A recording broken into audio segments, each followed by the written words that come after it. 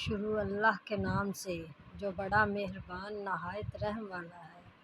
جب نبی کریم صلی اللہ علیہ وسلم کے مرض میں شدت ہو گئی تو آپ صلی اللہ علیہ وسلم نے فرمایا کہ میرے پاس ماننے کتاب لاؤ تاکہ تمہارے لیے ایک تحریر لکھ دوں تاکہ بعد میں تم گمراہ نہ ہو سکو۔